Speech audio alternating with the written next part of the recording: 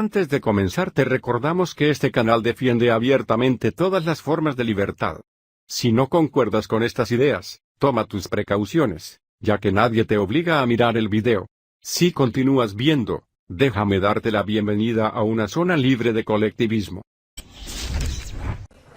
Voy a hablar hoy de un tema que, si bien es cierto, se enfoca en el caso chileno, la verdad es que es de interés mundial y les voy a explicar por qué.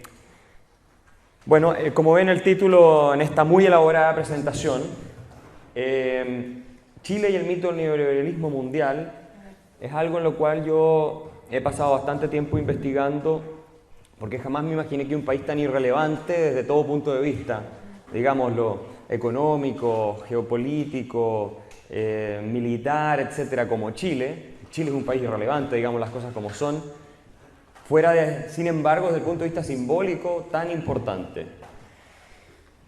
¿Por qué me pareció apropiada esta charla para un escenario como este, donde la mayoría son europeos?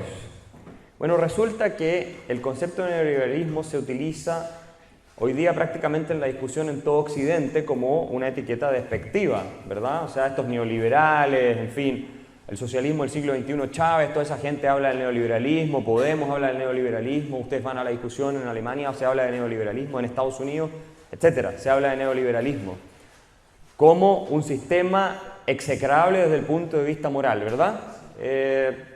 Miren, Ricardo López Murphy, que fue ministro de Defensa, ministro de Economía en Argentina, dice que la etiqueta ya es tan terrible y la propaganda es tan intensa que él, cuando sus nietos se portan mal, les dicen: si no te portas bien, voy a llamar a los neoliberales.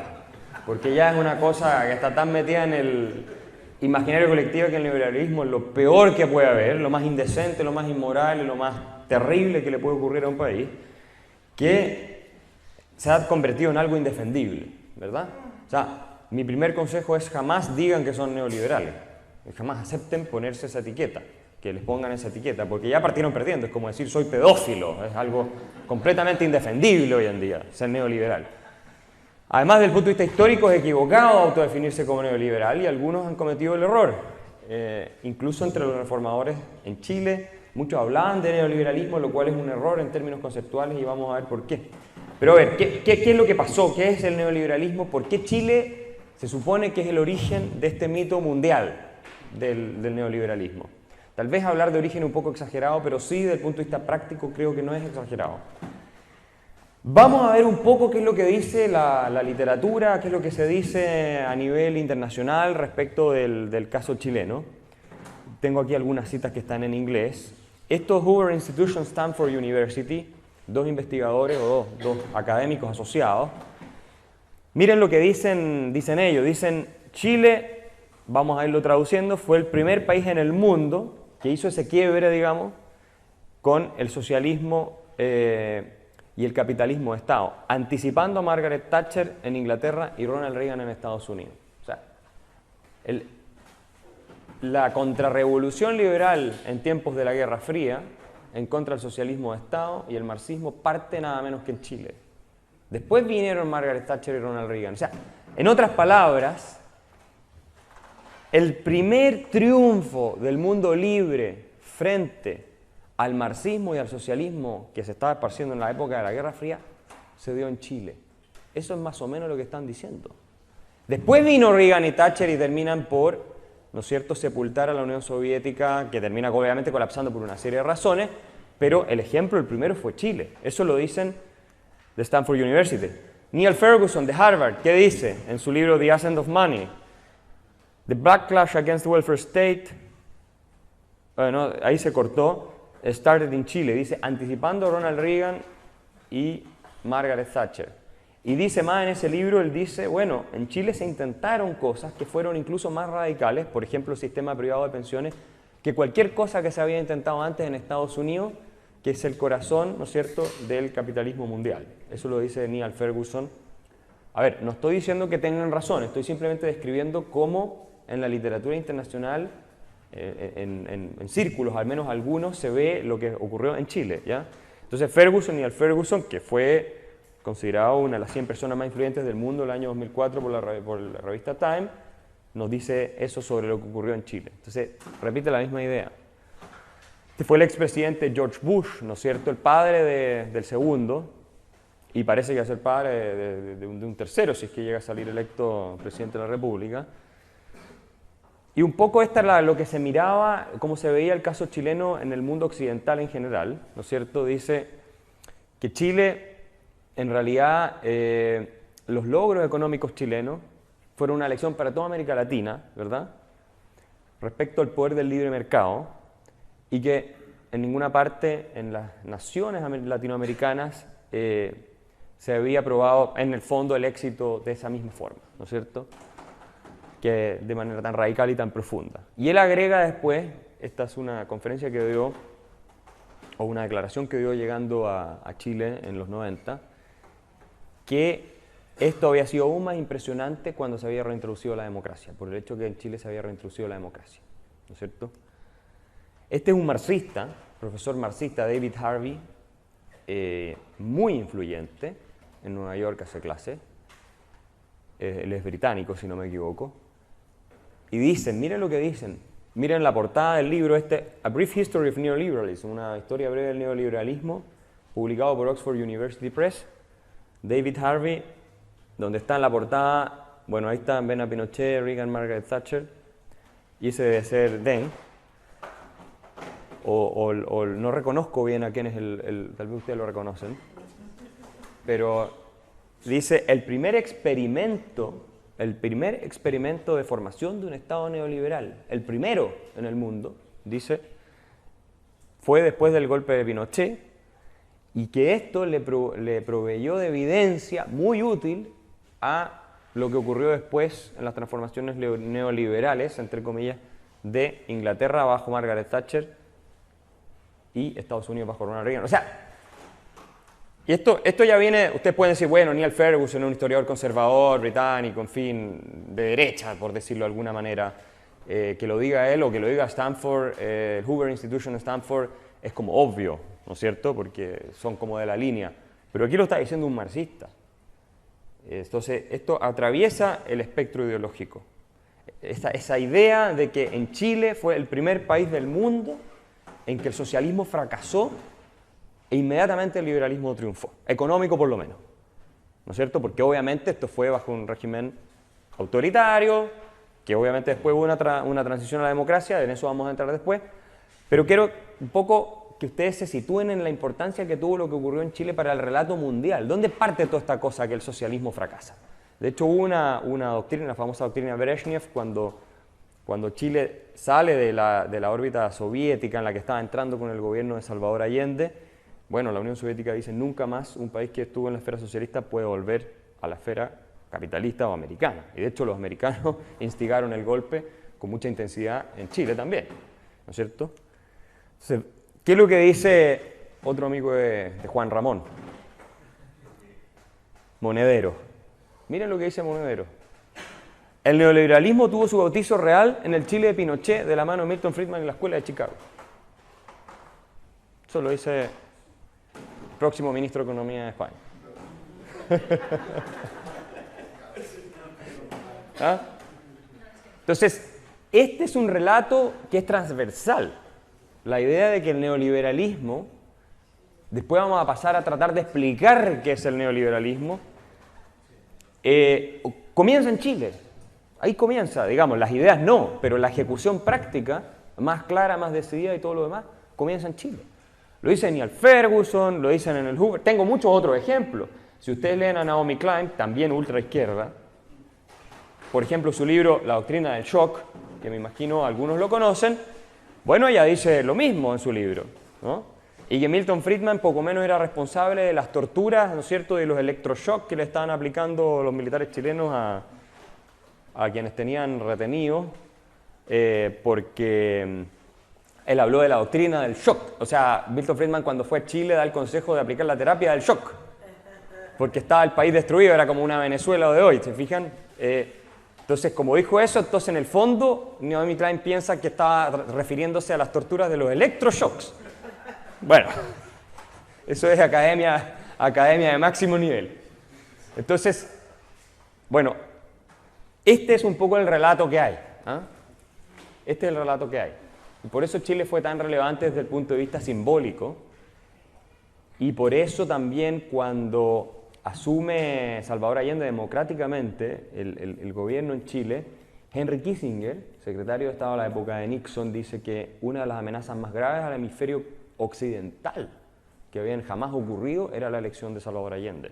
Después vamos a tal vez elaborar un poco sobre eso, pero fue en ese minuto un país tan irrelevante desde el punto de vista simbólico de toda la batalla que había entre socialismo y capitalismo, socialismo totalitario y capitalismo democrático occidental, fue extremadamente relevante. Y obviamente, acá tenemos casos como Monederos, como Harvey, la izquierda en el mundo en general, Naomi Klein, etc., detestan lo que ocurrió en Chile, porque obviamente fue, desde el punto de vista de los resultados, bastante económicos, al menos bastante exitosos. Así también lo reconoce gente como Paul Krugman, que ha dicho que las reformas en Chile fueron muy exitosas, en un libro que él tiene. Pero ¿qué es el neoliberalismo y de dónde viene el concepto? Esto es importante saberlo. El concepto de neoliberalismo, al menos lo que he podido descubrir, lo elaboró un alemán, un intelectual alemán, Alexander Rustow se llamaba.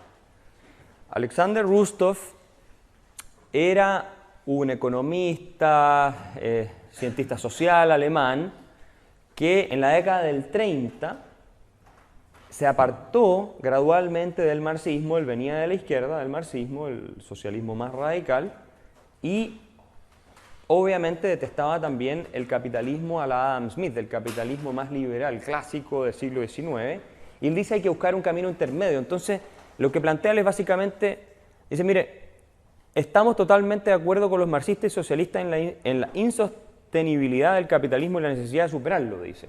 ¿Ya? No tenemos más remedio que buscar la tercera vía entre el liberalismo histórico colapsado y la amenaza del colectivismo para una nueva manera de apoyar a las personas a vivir como seres humanos dignos. Esto suena muy a lo que te diría hoy día cualquier socialista, cualquier persona de izquierda, ¿no? Mire, no queremos el socialismo soviético, pero no queremos este liberalismo desenfrenado que hay, queremos la tercera vía. A esa tercera vía Rousseau la llamó el neoliberalismo. De ahí viene el concepto. O sea, el neoliberalismo en sus orígenes, después evoluciona el concepto, pero en sus orígenes es como concepto una categoría que rechaza el libre mercado, así como nosotros, los que somos más libertarios, lo entendemos. Como gente como Hayek, incluso, que no era anarcocapitalista ni mucho menos. Gente como Hayek y von Mises eran descalificados como paleoliberales por la escuela, como gente del paleolítico, como liberales extremos, radicales, por la escuela de Rousseau, ¿no? Entonces el concepto de neoliberalismo tiene mucho más que ver con sus orígenes, quiero decir, con una idea de que el Estado tiene que intervenir mucho. No tanto como lo sugerían los socialistas que montaron todo el sistema, obviamente, de economía centralmente planificada, pero muchísimo más de lo que gente como Friedman, como Hayek y como todos ellos sugerían, ¿verdad? Entonces, esto viene de la década del 30 y después se acuña y queda consagrado en el famoso coloquio Lippmann en París, también en las fines de la década del 30, mediados de la década del 30, en que por un minuto se entiende que se va a denominar neoliberalismo a las ideas ahí representadas. Entre otros estaban invitados Hayek y otra gente más, y después, obviamente, se celebra 10 años después la Mont-Pelerin, que vamos a entrar a eso, pero es importante tener claro esto. O sea, el neoliberalismo en sus orígenes no se refiere al libre mercado. No es un concepto que tenga que ver con lo que se denuncia hoy. O sea, lo que dicen Monederos, lo que dice Harvey, de lo que habla Ferguson, de lo que hablan ellos, como neoliberalismo, aunque Ferguson no utiliza ese concepto de neoliberalismo, que yo recuerde por lo menos, pero sí lo utiliza la doctrina más de izquierda para, de alguna manera, ponerle una etiqueta a ciertas reformas. Bueno, eso no tiene que ver con el origen histórico. De hecho, esto es mucho más parecido a una socialdemocracia muy intervencionista, lo que planteaba Rousseau. No una economía centralmente planificada, como les digo, pero sí muy intervencionista. Entonces, a pesar que él, obviamente, como todos los autores, tiene interpretaciones que son un poquito más liberales, otras menos liberales. Pero ojo que él venía también del socialismo radical. Entonces, ese es un tema que hay que tener claro para saber de qué estamos hablando, porque mucha gente se pregunta, bueno, ¿de dónde viene este concepto? Después se degenera y se le empieza a aplicar la etiqueta neoliberalismo y se mete a todo en el mismo saco. Es decir, Milton Friedman, Hayek, Rothbard, todos son neoliberales. Todo lo que es la Montpellier, las distintas corrientes, incluido el ordoliberalismo alemán, al final se termina describiendo o calificando como neoliberal, ¿no es cierto? Pero, ¿qué es esto del neoliberalismo? ¿A qué nos estamos refiriendo cuando se descalifica algo como neoliberal? Lo que ocurrió en Chile, por ejemplo, que es el origen supuestamente de este mito. Bueno, esto es importante. A Milton Friedman le hacen una entrevista en el Commanding Heights, poco antes de morir, un par de años antes de morir, y le preguntan, bueno, le dicen, nos parece que Chile merece un lugar en la historia, ¿no es cierto?, porque es el primer país que puso la teoría de Chicago en práctica. Y le dice, ¿usted no está de acuerdo con eso?, le dice a Milton Friedman, el entrevistador. El primer país donde se aplica la teoría de Chicago, la escuela de Chicago, es Chile, le dice. Y esto es importante, la respuesta que da Friedman, porque nos lleva a destruir la esencia de este mito neoliberal. Friedman le dice, no, not at all, como solía decir. Dice, after all, después de todo, Gran Bretaña puso la teoría de Chicago en práctica en el siglo XIX. Y Estados Unidos puso la teoría de Chicago en práctica en el siglo XIX y en el siglo XX. Así que no creo que eso sea correcto. A ver, ¿qué es lo que quiero decirles con esto?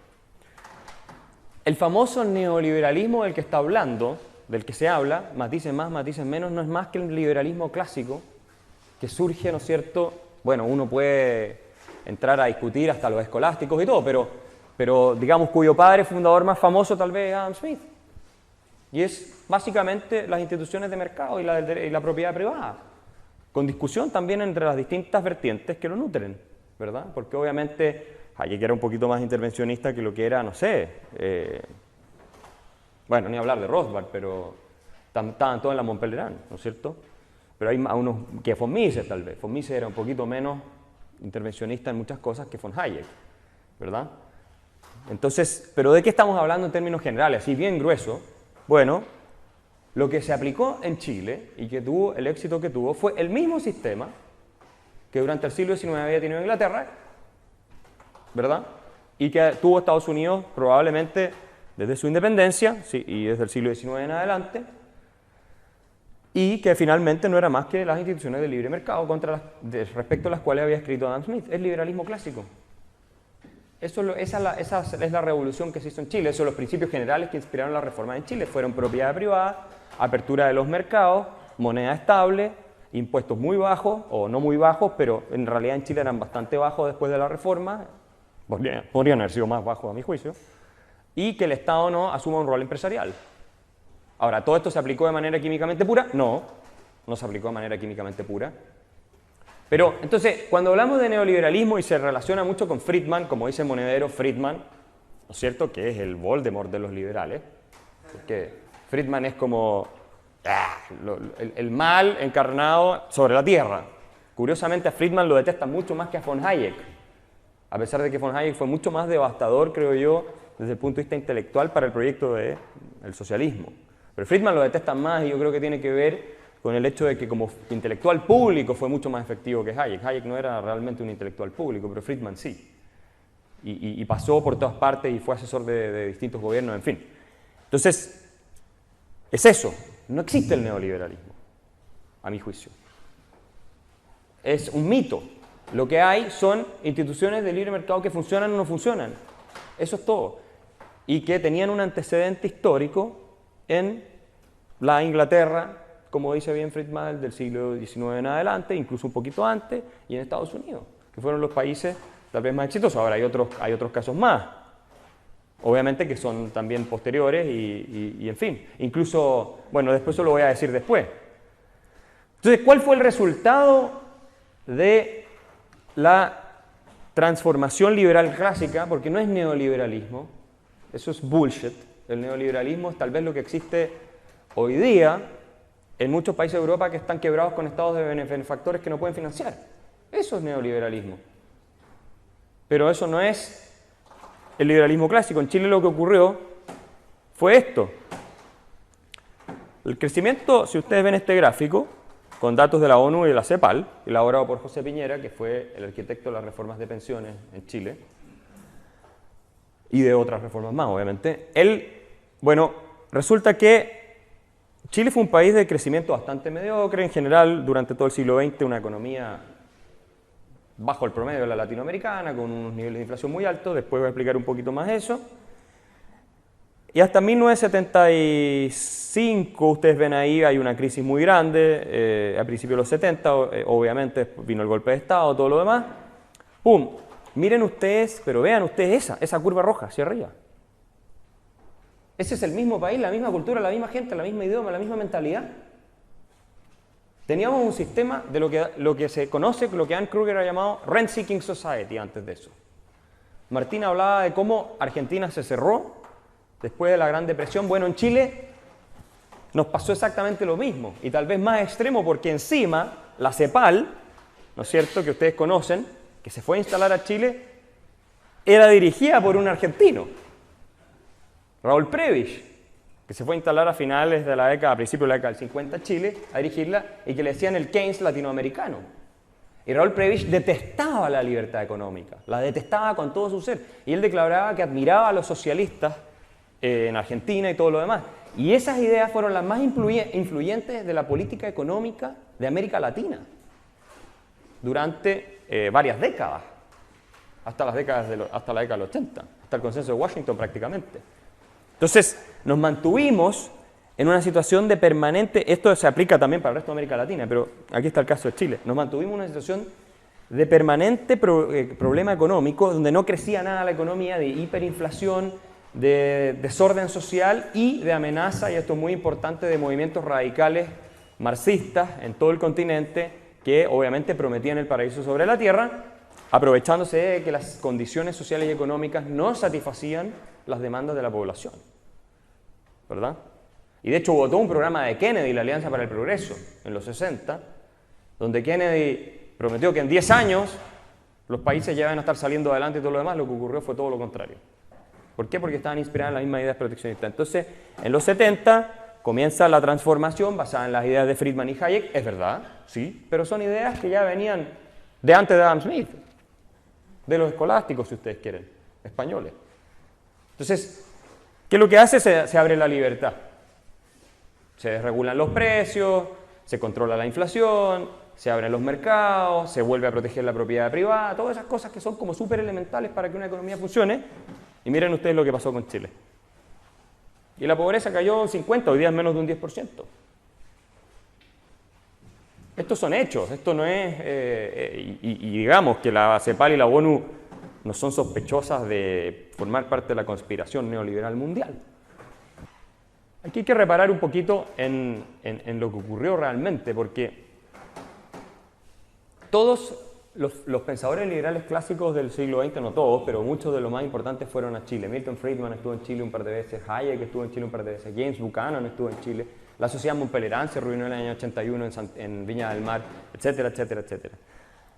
Entonces, lo que pasó fue lo siguiente, y por eso es tan importante desde el punto de vista histórico, y la izquierda mundial, y Chávez ha citado tanto el caso de Allende y todo lo demás, y la izquierda mundial le resulta tan relevante lo que ocurrió en Chile. Allende, Salvador Allende, que lideraba lo que se conoció como la Unidad Popular, que era la coalición de partidos de izquierda, ¿verdad?, que llega al gobierno con él, fue el primer presidente marxista-leninista elegido democráticamente en la historia de la humanidad. Democráticamente llegó al poder. El primero. Entonces, esto era extremadamente peligroso desde el punto de vista de los equilibrios en la Guerra Fría. ¿Por qué? Francia e Italia tenían partidos comunistas muy grandes y los norteamericanos temían que si este precedente se instalaba en Europa, se podía dar vuelta a la Guerra Fría. O sea, que llegaran por la vía democrática al poder. Y es muy interesante lo que les estoy contando, porque Allende fue el primer socialista del siglo XXI. ¿A qué voy con esto? El primero en decir, y fue en ese sentido visionario para mal, o digamos para el mal de todos nosotros, pero fue visionario, el primero en decir que la revolución socialista tenía que hacerse aprovechando las estructuras creadas por la burguesía y por lo tanto dentro del marco de la democracia, fue Salvador Allende, que yo no conozco nada de antes. Y el socialismo se iba a construir por la vía electoral y no por la vía de la revolución violenta. Si ustedes leen a Pablo Iglesias lo que dice es exactamente lo mismo. Hugo Chávez lo que hizo fue exactamente lo mismo. Los teóricos detrás de Hugo Chávez, exactamente lo mismo. Rafael Correa, exactamente lo mismo. Todos los teóricos del socialismo del siglo XXI, si ustedes los leen, lo que dicen es que la revolución violenta no es el camino para la construcción del socialismo, que es la democracia. El primero en plantear eso fue Allende, y de hecho tuvo muchos problemas porque había sectores muy radicales de su coalición, sobre todo el Partido Socialista, que ellos creían en la revolución armada y que eso tenía que hacerse. Allende insistía en que la democracia era el camino para construir el orden totalitario socialista, ¿verdad? Y es bien interesante porque cuando Fidel Castro, que lo vemos aquí, los vemos juntos, los dos tortolitos, porque ustedes saben que Fidel Castro pasó un mes en Chile después que Salvador Allende salió electo, se pasó un mes. Entonces, viendo cómo iba el proceso revolucionario democrático. Entonces, Salvador Allende, cuando Fidel Castro triunfa en su revolución allá en Cuba, lo va a ver y conoce al Che Guevara. Y el Che Guevara a Allende le regala uno de sus famosos libros, Guerra de Guerrillas, diciéndole algo así como para Salvador, quien intenta conseguir los mismos objetivos pero por medios distintos. Algo así era la dedicatoria. Entonces, porque el Che creía en la revolución violenta, el Che no creía obviamente en la vía democrática. Pero Salvador Allende sí, él sí. Dentro de su partido había otros que no creían. Entonces, lo que hace Salvador Allende es muy peligroso, pónganse usted en el contexto de la Guerra Fría de la época, ¿no es cierto? Y Estados Unidos y la Unión Soviética, le da una legitimidad tremenda a su proyecto de construcción de un orden socialista, y Salvador Allende además era pagado por la Unión Soviética, él recibía unos honorarios de la KGB soviética. Los primeros contactos con la KGB soviética de Salvador Allende partieron en la década del 50. ¿Ya? Y él a cambio de información recibía dinero de la Unión Soviética y obviamente la alianza o la lealtad que tenían jurada era hacia la Unión Soviética, él hablaba de la Unión Soviética como el hermano mayor. ¿Verdad? Entonces, llega Salvador Allende al poder con un 30 y tanto % de los votos, pero llega al poder por la vía democrática. ¿Y qué ocurre? Empieza a acelerar el proceso de revolución socialista que ya venía andando de antes, porque ojo, en América Latina y particularmente en Chile las instituciones socialistas ya venían desarrollándose, por lo menos había habido reforma agraria, la economía estaba completamente intervenida, todo lo demás. Entonces, ¿qué pasó? Bueno, en medio de este programa de construcción de un orden comunista, con la economía completamente destrozada, con un 1000% de inflación, con escasez completa de alimentos y medios y todo lo demás, ¡pum!, viene un golpe de Estado, ¿verdad? Miren usted lo que dice Hayek. Yo le puse la frase en extenso porque Hayek se refirió al caso chileno y había un esfuerzo muy grande por vincularlo con Pinochet y poco menos que ponerle sangre en las manos. Pero vean ustedes el análisis que hace Hayek, y esto es muy importante para entender también desde el punto de vista simbólico lo que ocurrió y desde el punto de vista de la teoría de la democracia. En una entrevista que le hicieron en el Mercurio a Hayek, a principio, creo que fue hasta el año 81 cuando él estuvo ahí. Miren lo que dice Hayek, miren la frase que se despacha, dice: yo diría que como instituciones a largo plazo estoy totalmente en contra de las dictaduras, pero una dictadura puede ser un sistema necesario por un periodo de transición. A veces es necesario tener por un momento una forma u otra de poder dictatorial. Como usted comprenderá, es posible para un dictador gobernar de manera liberal. Un dictador puede gobernar de manera liberal. Y también es posible para una democracia gobernar con una total falta de liberalismo, lo que discutíamos con algunos el otro día. Personalmente prefiero un dictador liberal, Hayek, personalmente prefiero un dictador liberal a la falta de liberalismo en un gobierno democrático. Mi impresión personal es que en Chile, por ejemplo, seremos testigos de una transición de un gobierno dictatorial a un gobierno liberal. Y después dice, puede parecer una contradicción que sea yo entre todas las personas el que lo diga, pero cuando un gobierno está en una situación de ruptura y no hay reglas reconocidas, las normas tienen que ser creadas para decir qué se puede hacer y lo que no se puede. Si no, tú tienes obviamente el caos completo. Sin embargo, cuando me refiero a este poder dictatorial, estoy hablando de un periodo transitorio únicamente, como un medio para establecer una democracia estable y la libertad, limpia de impureza. Esta es la única manera en que puedo justificarlo y recomendarlo. Entonces, esta no es una idea de Hayek, esta es una idea que ustedes encuentran también en John Stuart Mill y que la encuentran también en Isaiah Berlin. La idea de que un autócrata o un régimen autoritario puede ser incluso más liberal que una democracia. Lo que ocurrió en Chile es que el proyecto, y así lo veía Hayek y así lo veía Friedman también, el proyecto de transformación de Salvador Allende dentro de la democracia, que fue más o menos, yo diría que hoy día el caso venezolano es lo más parecido que se puede encontrar, ¿cierto? Era un proyecto totalitario. Se trataba de construir una dictadura marxista, pero desde la vía democrática. Ir liquidando la propiedad privada, ir liquidando la libertad de prensa, ir liquidando todas esas cosas. Eso lo decían ellos, eso es algo que lo pueden ver en los documentos del Partido Socialista, eso está claro. Entonces, ¿qué pasa? Que colapsa el orden social completo, colapsa completamente, obviamente también sabotajes al gobierno de Allende, todas esas cosas existieron. ¿Y qué haces tú en ese caso? Imaginémonos España hoy con un 1000% de inflación después de 2 años de gobierno de Podemos, 1000% de inflación, no hay papel higiénico, no hay alimentos básicos, grupos terroristas que andan la ETA, digamos, multiplicada por 10, etcétera, etcétera, etcétera. ¿Qué pasa? Ah, no, sí, nos encanta la democracia, va a decir la gente. Por eso es tan importante que el orden económico no colapse, porque si colapsa el orden económico, colapsa todo, colapsa la democracia, colapsa todo, el Estado de Derecho, todo. Y ahí tiene que surgir alguna fuente que restablezca el orden, que es lo que está diciendo Hayek. Y esto no es un juicio de valor, esto es una observación científica, casi de ciencia política. Bueno, ¿de dónde viene el orden ahora? Esa es la pregunta. ¿Quién lo impone? Los únicos que tienen la capacidad de imponerlo son los que tienen las armas. Y lamentablemente, obviamente cuando vienen, ocurren las cosas que ocurren. Por eso es tan importante que la clase política en democracia no sea demagógica y no termine por destruir el sistema. Entonces, la reflexión de Hayek del dictador liberal, y efectivamente, al final, con todos los abusos que hubo, que son muy condenables, obviamente, el régimen militar en Chile introduce con una economía libre, hace un referéndum para reintroducir la democracia y la reintroduce. O sea, la predicción de Hayek se cumplió, ¿no es cierto? Eso fue efectivamente así. Lamentablemente, entre medio se cometieron abusos y crímenes que son absolutamente injustificables desde cualquier punto de vista. Ese es el problema cuando colapsa el orden social.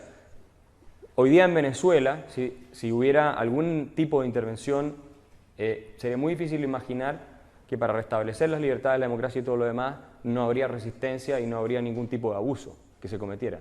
Es muy difícil. Ese es el problema, que a veces no hay salidas absolutamente pulcras cuando los países entran o en guerra civil o entran en cualquier ese tipo de destrucción del orden existente, ¿verdad?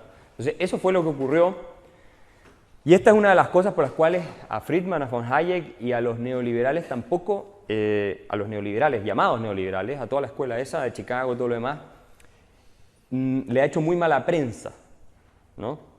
Porque obviamente la historia no se cuenta así, la historia se cuenta Allende era un líder demócrata que quería más cosas para el pueblo y finalmente un maligno golpe de Estado lo destituyó y impidió que el pueblo se beneficiara de sus reformas, cuando en realidad el que lo votó fue el pueblo. Esa es la verdad, digamos que la Cámara de Diputados el 22 de agosto del año 73 aprueba una resolución en que se llama la intervención de las Fuerzas Armadas para poner fin a un régimen que estaba consolidando un proyecto totalitario en el país, ¿no es cierto? Y la Corte Suprema lo denuncia. Entonces hay toda una historia ahí que no se conoce bien. Y las manifestaciones eran de millones y millones de personas en las calles, en contra del régimen, ¿verdad? Entonces, eso desde el punto de vista histórico. Algunos los veo así como con una cara de estupefacto. Pero miren, esta es una cosa que si ustedes leen la documentación histórica se van a dar cuenta que es así. Hay que en esto, y de hecho yo me acuerdo conversando con Neil Ferguson, él me decía, mira, cuando me llegan mis alumnos de historia en Harvard, yo les digo el tema de Chile y todo, el tema de Pinochet obviamente, una cosa que es terrible y todo lo más, pero reaccionan como si, no sé, hubieran visto al demonio en persona. Y cuando les cuento el contexto histórico en el cual ocurrieron las cosas, ya los juicios se ponderan mucho más. Ese es el tema, que hay una complejidad histórica que uno no puede simplemente votar, ¿no es cierto?, por la borda y decir, aquí está lo bueno, aquí está lo malo, listo, se acabó la historia. Eso es muy, muy complejo, mucho más complejo que eso, y por eso me parece a mí que el caso chileno es tan relevante también para la izquierda mundial, y Chávez le ponía tanto énfasis: a mí no me van a hacer lo que le hicieron a Allende, a mí no me van a hacer lo que le hicieron a Allende. Lo dijo muchas veces, muchas veces. Y les aseguro que si Pablo Iglesias llega al poder en España el día de mañana, ojalá nunca, va a decir lo mismo. Que las fuerzas reaccionarias y todo lo demás me quieren votar y todo. Como lo dice Maduro, como lo dice Correa, etc. Eso es un común denominador.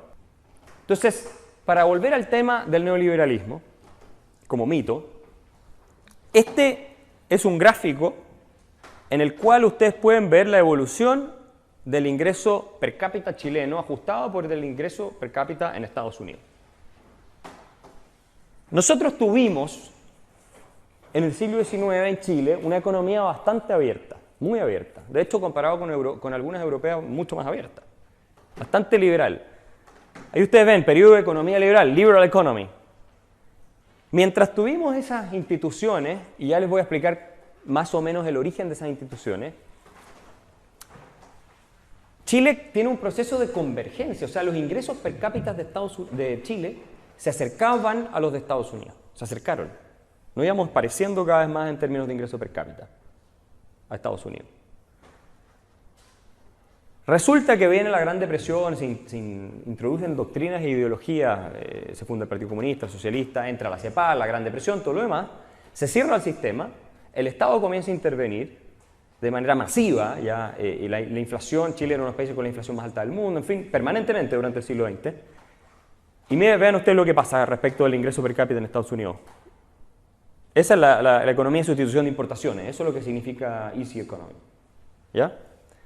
Sustitución de importaciones porque la teoría era que para desarrollarte hacia adentro tenías que dejar de importar, ¿no es cierto? Porque las importaciones, el comercio internacional básicamente afectaba a tu industria no podía competir con los extranjeros y por lo tanto no te podías desarrollar. Esa es la teoría de la CEPAL y de Prebisch y de toda esa gente. ¿Ya? Entonces se cierran básicamente las puertas al comercio internacional, se interviene mucho, el Estado empieza a ser el Estado empresario, interventor, que fomenta todo tipo de industria y todo lo demás, y el ingreso cae. Y después cuando se hace la reforma, ahí los autores del gráfico le pusieron Social Market Economy, que también Friedman se refería así, pero en el fondo es la economía liberal, con cierto componente redistributivo y todo lo demás, tampoco es la química pura esto. Entonces nos empezamos a acercar a los ingresos per cápita de Estados Unidos nuevamente. Ahora, después de que salió Bachelet, yo creo que el gráfico se va a ir así, de nuevo. Pero es muy interesante saber que estas ideas, y por eso el mito del neoliberalismo que en Chile, la cosa, y por eso lo que decía Friedman es tan importante, estas ideas que inspiraron las reformas económicas en Chile, que después fueron seguidas ampliamente en América Latina, porque sirvieron de modelo a muchos países que implementaron reformas. Ahora, en algunos de manera mucho más corrupta y todo lo demás. Pero venían de este señor, en buena medida. Este señor, Jean-Gustave Courcelles-Senwil, fue un economista francés de los más relevantes del siglo XIX francés liberal, ultraliberal, más liberal que Friedman y que Hayek, que fue contratado por el gobierno de Chile y pasó un par de años en Chile como asesor del Ministerio de Hacienda y como profesor de Economía en la Universidad de Chile. Este señor está citado por Karl Marx un par de veces en El Capital, era muy famoso en la época, Schumpeter también lo nombra en su historia de las doctrinas económicas. O sea, un tipo de primer nivel mundial. El Friedman de la época, digamos, uno de los Friedman de la época, digámoslo así, discípulo o seguidor de Jean-Baptiste Say, tenía correspondencia con John Stuart Mill, tradujo la obra Smith, La riqueza de las naciones al francés. Ese es el nivel de este tipo que les estoy hablando. Él fue contratado por el gobierno de Chile y sus ideas, y esto es bien interesante porque lo quiero conectar con la primera charla que di, sus ideas fueron hegemónicas en Chile. La clase política chilena se compró absolutamente el liberalismo económico. Hubo privatizaciones, desregulaciones, hubo libre comercio mucho más extendido y el sistema de banca libre, con reserva fraccionaria, uno de los casos más extremos de banca libre que se haya jamás probado en el mundo. Todo por influencia de este señor. Y fue el sistema que mejor funcionó De acuerdo a Rolf Luders, que fue uno de los Chicago Boys, el único que hizo su tesis con Milton Friedman en la Escuela de Chicago, bueno, él hizo los estudios de la historia monetaria chilena y llega a la conclusión de que el sistema de banca libre chileno fue el que mejor funcionó en toda la historia de Chile. Y él es partidario de la banca libre. Entonces, Jan Gustav Korsell-Senuil tuvo un impacto gigantesco.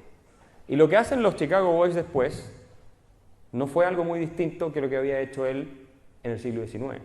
Entonces, cuando Friedman dice que en realidad la teoría económica de Chicago ya había sido probada por Gran Bretaña y todo lo demás, a lo que se está refiriendo es que no hay nada nuevo bajo el sol. O sea, lo que nosotros, los que creemos en esto, estamos defendiendo, la verdad no tiene nada nuevo y no empezó en Chile, ni siquiera empezó con los Chicago Boys. En Chile ya hace rato que había empezado. O sea, hay una construcción completamente mítica respecto a la historia de qué es primero el neoliberalismo, dónde surge, cómo se ejecuta y todo lo demás.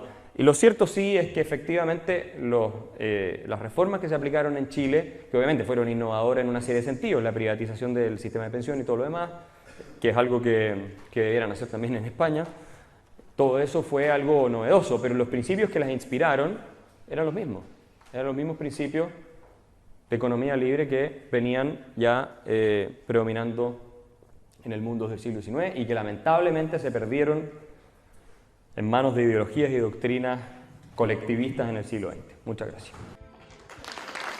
Visita las listas de reproducción. Búscanos en las redes sociales.